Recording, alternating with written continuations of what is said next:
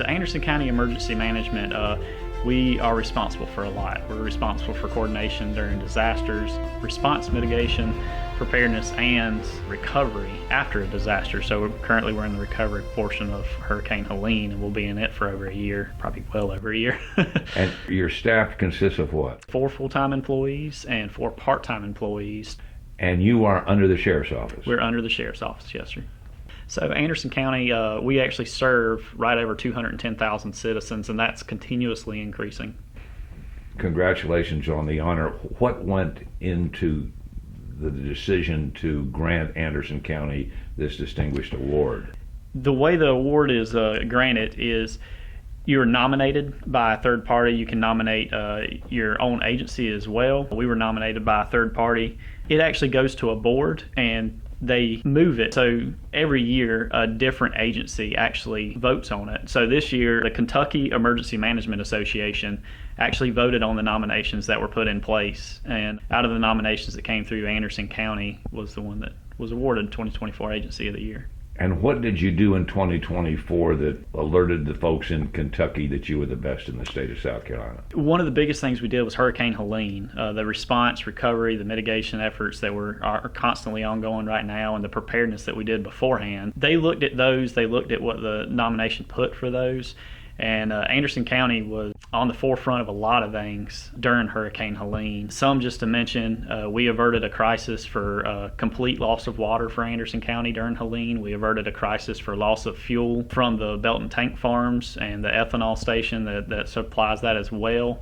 And it was the coordination from this office, from our staff, that helped keep those from actually crashing during Helene. Not to mention, we worked with the National Guard. We worked with every agency, fire, EMS, law enforcement throughout the county, as well as the hospital, nursing homes. If you were in Anderson County, anything that was coordinated during that disaster, all the emergency response stuff was coordinated from the Emergency Operations Center and through emergency management. There was another thing that you did last year that was pretty significant, and was Rock the Country. Yes, sir. Yeah. So Rock the Country was one of the largest concert events that we've ever seen in Anderson, South Carolina.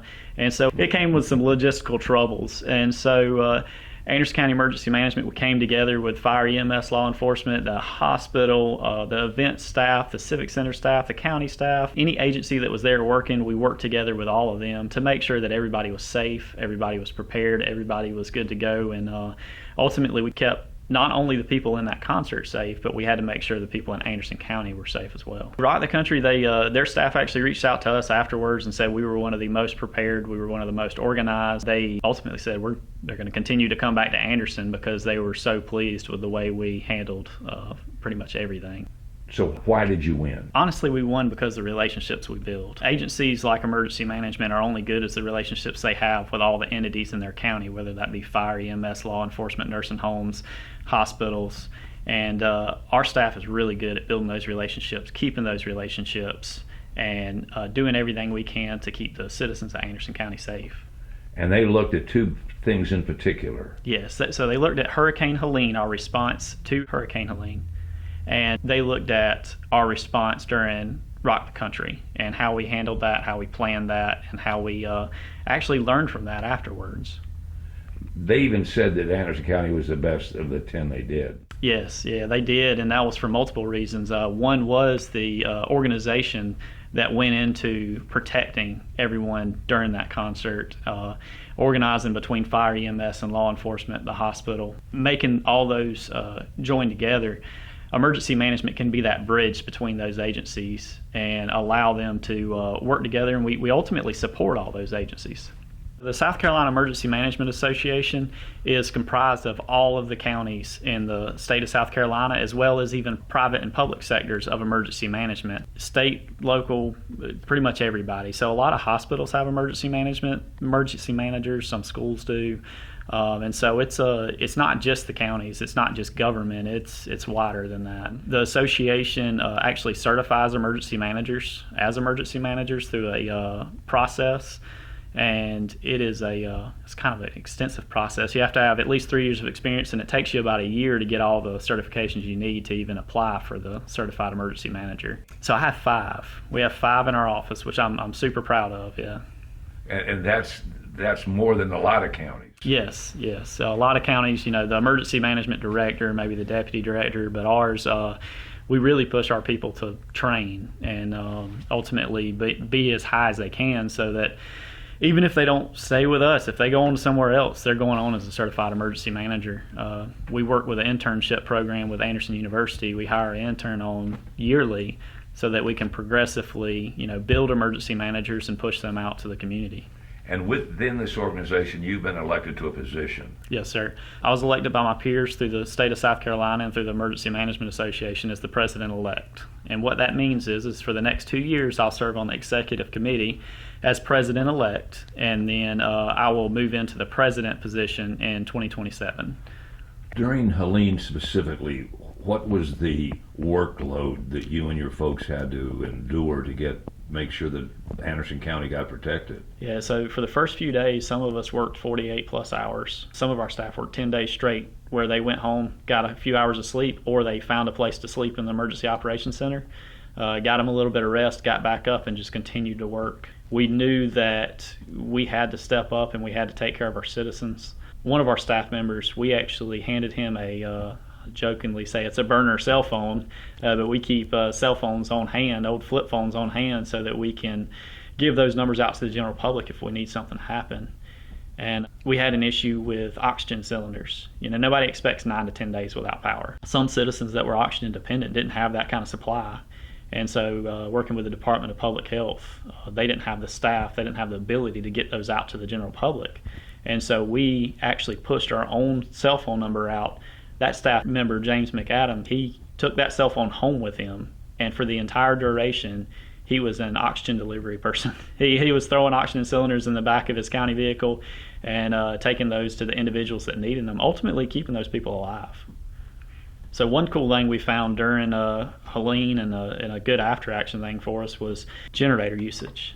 So we found that the fuel supply contracts aren't that great when everybody needs fuel at the same time. So the water department actually could not get fuel. We had to work with the State Emergency Management Division to find fuel tankers. They rerouted fuel tankers out of Georgia to bring them into Anderson County to get fuel for the generators for the regional water system, which is the water system that is 90% of Anderson County. It covers 90%. So we worked with the state to make that happen. We also worked with Duke Energy to prioritize that area so that they could get power back on quickly, so we didn't lose water for the public. 93% of the public went without power, and if we would have lost water too, it would have been, completely disastrous, even worse than the disaster we were already facing. And so we worked with many agencies to make that happen, to get that fuel. And then on top of that, we were obviously on backup generation here at the Emergency Operations Center, and we use a portable generator here, a pretty good-sized portable generator. And during the midst of all this, we actually found out that one of the pump stations was about to completely run out of water. Their tanks were about empty, and the pump station was not on a backup generator.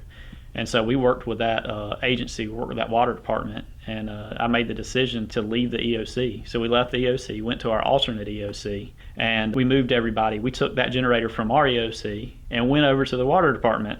We provided it to that pump station, which allowed West Anderson to continue flowing water, and it allowed their tanks to recover. So once they got their power back on, the tank farm area was still without power. Belton got hit really hard. And we took that same generator. Our fleet manager swapped the tires out on the generator because we blew a few tires on the way to moving that stuff. And we actually moved that generator over to the ethanol lifting station. And the big thing with that is a lot of these gas stations, they sell ethanol gas, and so without that running, they weren't able to provide ethanol gas to the general public, to first responders, to everybody that's responding in the entire upstate, this entire region. And so we were able to move that generator over to the ethanol station. We worked with Duke Energy. Duke Energy actually tied it in from they cut the power lines, tied it into the generator from the power lines, and we're able to get that ethanol lifting station back up and running. And that ran for 3 or 4 days on that generator. But that's just, one small thing that we did as an emergency management agency that our staff did. We've got such a great staff here. Our staff members care about the community. They live here, they were born and raised here, and ultimately they care about this community. They want this community to be resilient. They want everyone to be happy and healthy and live wonderful lives.